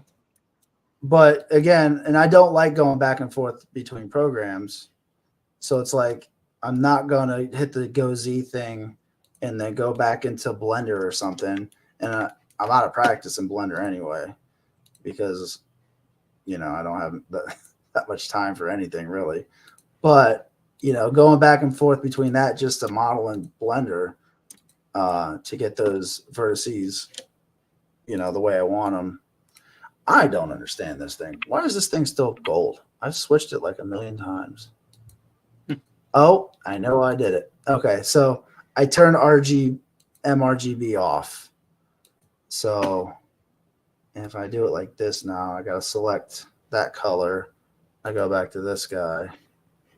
I go to color, and I got to turn this to Skin Shader 4. Now I fill it. Carlo. Yeah. If you wanna switch over to my thing real quick. So I'm starting to use some of the cloth brushes that come into ZBrush, okay, because I wanted to see how it affected the ears. This is the cloth move brush. It's not going to work perfectly, but it will start to give me somewhat of. Oh, that's so cool. Yeah. Yeah, that's awesome. Maybe I can use it to slightly nudge a lot of these. Well, are you looking for reference right now? Is there a way that you can change the tolerance so it gives you bigger folds? I think it's based on your poly count. So if you have a denser mesh, it's going to make your folds a lot smaller. But if you've got less geometry, it's gonna give you bigger folds. Okay. Yeah, this is kind of nice. Well, yeah, that's awesome. I'll actually go through and do just what you're doing with the standard brush and then the Damien standard brush. Mm-hmm. Just so we can see, I guess, how quick, like if you know what these brushes do, right? We're going to sell that guy out. If you know what these brushes do and how to use them, how they can speed up your workflow. Whoops. Right? Mm-hmm. Versus sitting there by hand doing it. But again, like you still do go back in with Damien Standard and you still refine a lot of stuff later on anyway. Honestly, what I might do now is I might go in with a rake brush at a low intensity and just kind of rake in this, because from what I'm seeing, there's a lot of like, it doesn't just look like normal like folding in the ears. It looks like they're kind of just like these striations in them that I kind of like to define. I like the way the bottom of the ears look right now, like that stuff. You know what I mean? That's too uniform. I don't like that. Yeah, you're right. All right, check. I'm gonna go to my screen real quick just to show how I was gonna do the bottom of my thing. For the same thing, we're on Damien Standard, so I'm gonna hit Alt, and I'm going to draw basically the wave of the ear, right? Mm-hmm. So if you look at it, it's doing the wave. And then if I move over to standard, I can suck that in a little bit. So it gives me that fold. Yeah. So I'm basically faking what the cloth brush would do. If you use one of those cloth brushes, it'll do the same thing, right? But again, what you're doing there on a bigger scale with your brushes, I got to fake by drawing it in with these different going between different sizes of the brush, right? Sucking it in, blowing it up, and then same here to make similar wrinkles, which it really just depends on the look you like and the look you're going for. You know what I mean? Mm-hmm. And then from here, you went to the rake brush, right? I'm Yeah. going to try. I'm going to try changing this to spray color. All right. Mm. And what this does, oh, that does not give me dots. I don't want dots. I want the alpha to be the dots. So this is just the regular alpha brush, right? And if you, it's given texture. I don't want it to. I don't want it to. Drag dots. Never mind. That didn't work. We'll go back to you. But yeah, I will go back in here with Damien Standard and cut in these little things that Tristan's doing just by little bits, just that over and over at different opacities. And it should end up looking very similar. But Tristan's brushes, we're going to see what he's into now. Tristan's basically doing this. It almost looked veiny. Yeah, well, I did add a little bit of veinage to it because from what I can see on a lot of these references, it does look like there's a hint of veininess to it. Okay. I want to make them very like, I don't know, like elephant skin is like very leathery in a way, like, isn't it? Oh yeah, it is almost like rocky, almost like the troll's skin. You know what I mean? Yeah. I think that's what they took a lot of influence from the elephant. Oh, it makes them perfect for the trolls. Exactly. Oh, what am I doing?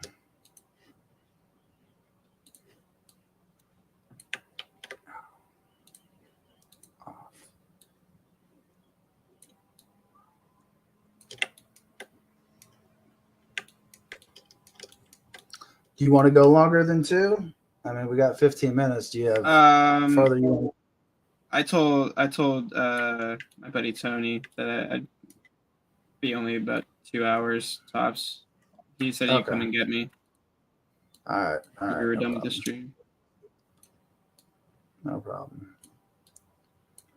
I mean, I'm pretty close to where I was with the last one. I think the beard.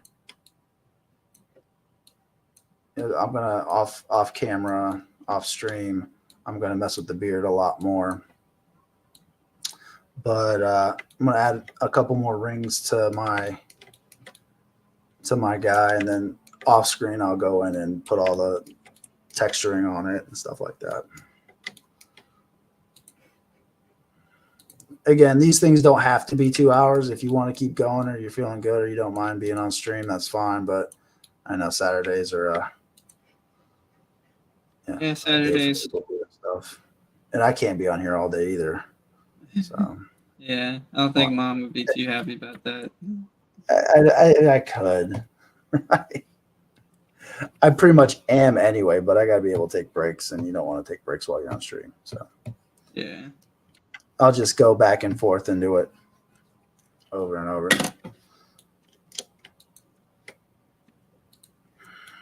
I'm really liking how this guy turned out. Like, even though he is essentially just a realistic elephant with 2 trunks, You're right. I am pretty happy with how he's turned out. You got a elephant merit badge. Elephant sculpt badge. I'm gonna do what I did on the horn for the ring that I put mid horn. I'm gonna do that at the tip so I can have like a little, like a tip. Yeah, I think right now I'm just gonna go in and refine a lot of these lines that kind of got lost whenever I remeshed it. Yeah, did you like they say? Well, I've seen tutorials on it, how people go through and they keep their original one before they remesh it, and then they project the details back onto it. Yeah, I do that. I like to do that sometimes, but there are times where it's like the detail that I put in is like very like messy. So it's like sometimes I don't always want to project The messiness. the messiness, and sometimes it's good to just kind of go with the remeshed mesh and just do a cleaner version.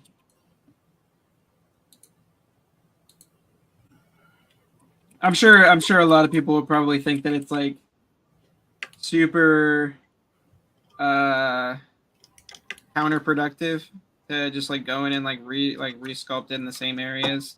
Well, that's me. I must be a lot of people because I watch you do that a lot. Even like the you have a form that I think looks real good. It's just smooth, and then you try to build that form up a little bit with your clay buildup brush, and then it's like, well, you just killed all that stuff you just did. You know what I mean? Yeah, That's my issue. It's my only issue with the clay buildup brush. Other than I don't use it. Pinch. I'm gonna go to my screen for a second here. So I did the same thing with this cap, right? But that is too round at the front. So I'm gonna come through and I'm gonna use I don't want to use that. I don't want to keep my geometry. But basically I'm gonna pinch. I'm gonna make my jaw size smaller. I'm gonna pinch it so it's more of a point, like a bullet point, you know? And then I can come through and I can move it a little bit out and then hopefully smooth that down to where it's something that's doable. For some reason,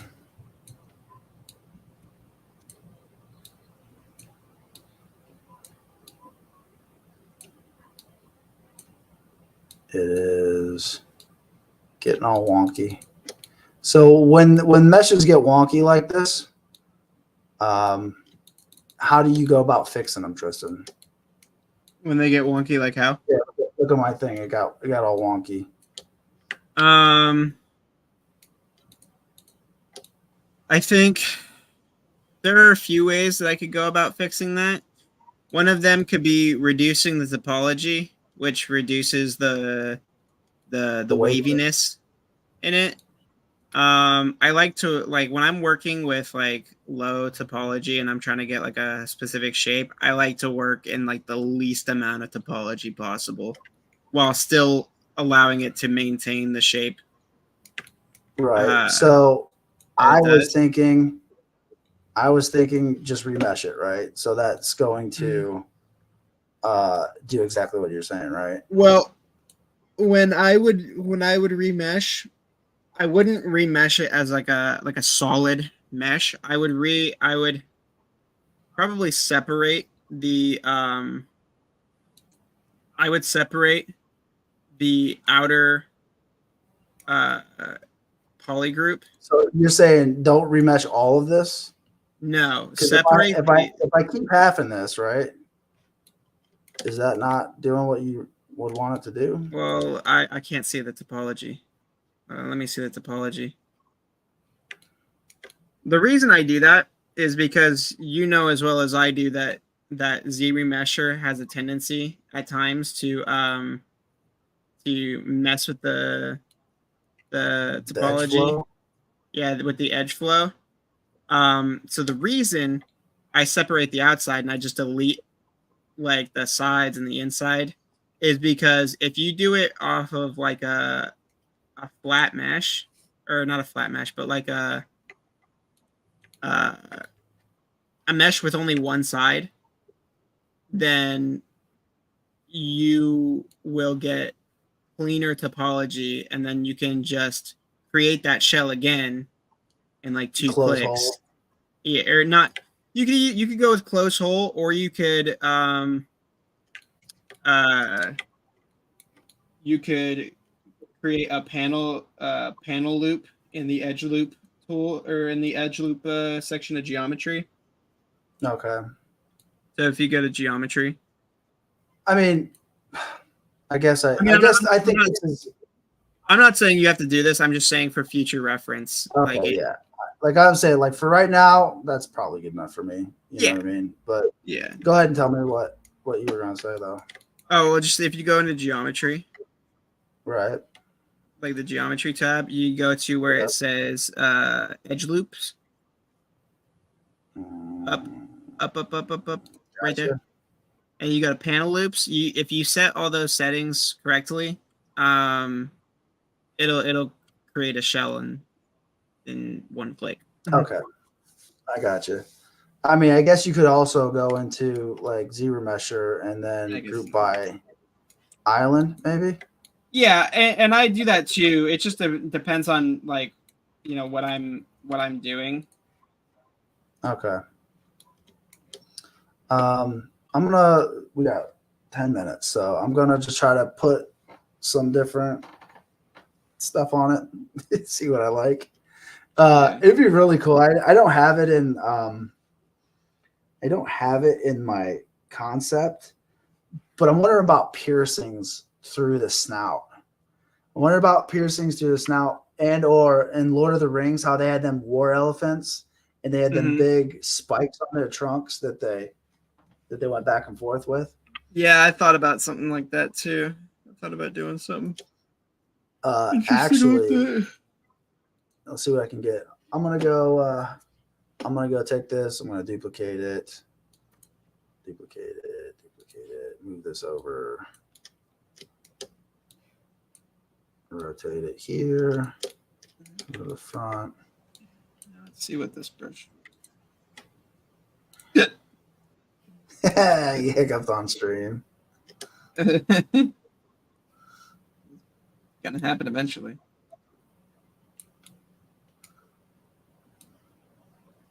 Make that small. We talked about sticking the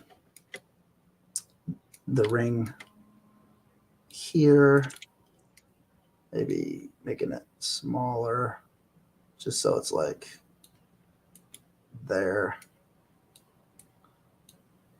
like that. So that looks like it's coming into the horn, and then I got to rotate a little bit. So I could have, actually, if I wanted to, right, I could have switch out horns with different ornamentation on them. Yeah. I don't know if I want to make it symmetrical or not, but since this is here, I'm going to duplicate this again and just see if I like one of the horns with the ring sticking out of it like it's been pierced. Again, that might be a snapping point if we 3D print them, you know? Mm-hmm.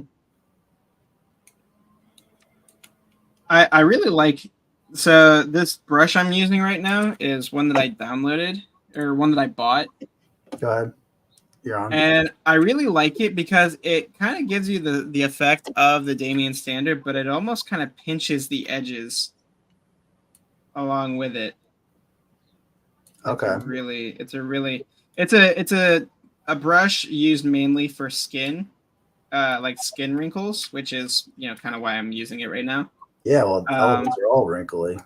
Yeah, they're pretty much entirely wrinkle. So I think it's. You know what creeps me out the most about elephants? What's that? Is that they're so big, but they got the skinny, knobby knees. Like, the knees creep me out. Like I was looking at, like, I like everything about elephants except the knobby knees. Can we get a little? I mean, can we get a little weightlifting on the? They're lifting a lot of weight, obviously. Check this out. You like these three? You like these three on this side? Coming through like that? Is that interesting? Yeah, that's pretty cool. That's pretty interesting. I mean, more interesting than what I'm doing. I've resigned myself to the fact that this is literally just an elephant with two trunks. I'll make it more interesting later. I just, like, right now I'm just at this point just modeling an elephant with two trunks. The other thing I think I'm gonna do, he's punk, I guess I could give him an eyebrow loop, duplicate. a snout piercing, duplicate. I'll give him a little nose ring. What if I put like a bull ring in his snout? It's happening. It's happening. And that's just the thing, like on the fly. That's why I like doing this stuff on the fly. It's like, I guess I would have eventually said, well, maybe I could put a bull ring in his snout. You know what I mean? Yeah. But Well, I feel like that's kind of something that I've started to develop a bit better since we started doing this a couple weeks ago. I stuck it out. Nice. It's like I'm allowing myself to be more free and just be like, yeah, you know what? It's like, well, you know what would make this more interesting? If I added this. Unfortunately, though, you know, none of those ideas are really coming to me today. Yeah. It don't matter. Like you have your base, right? You have a base elephant mesh now. So anything you do from here out, you have the start. I mean, you have a really good start. So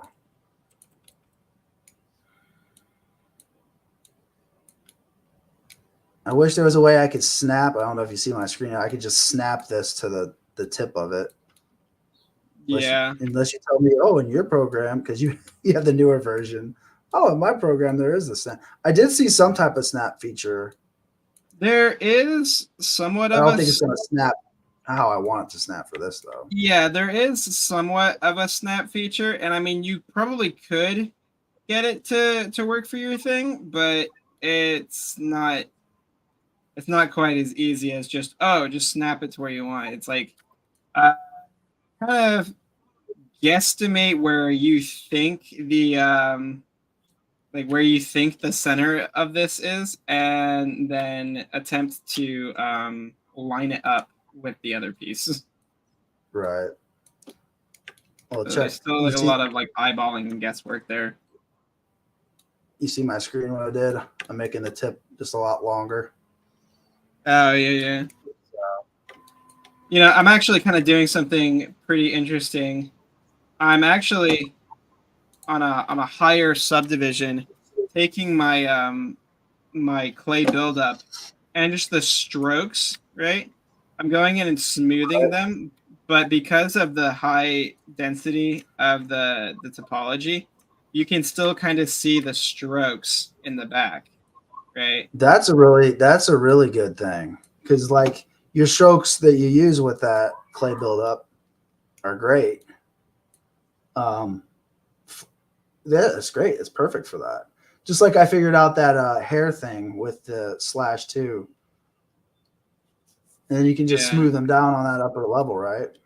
Yeah, and it's like it smooths it down enough to where it doesn't look like, you know, like brush strokes, right. But it leaves just enough of it to add a nice little bit of texture behind the ears. Cool.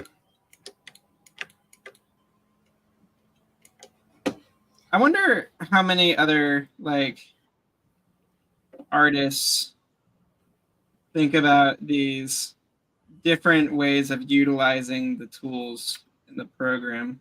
Well, when I saw that you could add alphas to the brushes, and then you can add from dot to drag to stroke, like it takes a regular standard, because I only really use standard brush for the most part.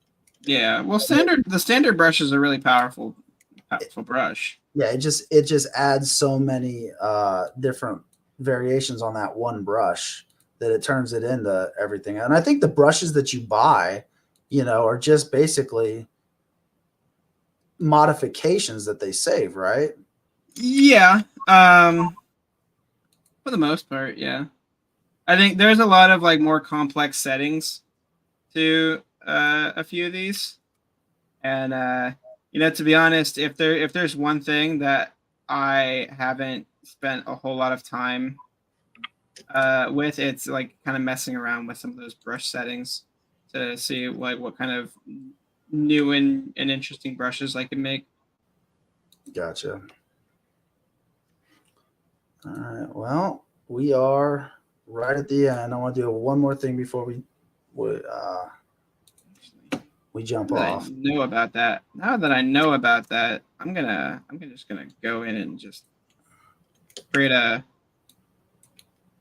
some like uniform-ish strokes along the trunk. Now create the sort of striating. Okay. Effect.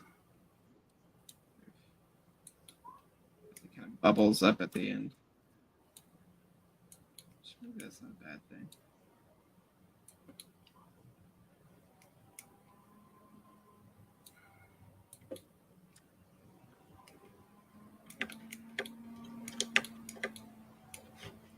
Mirror and yeah, and then I can go in. I can go in here. Yeah.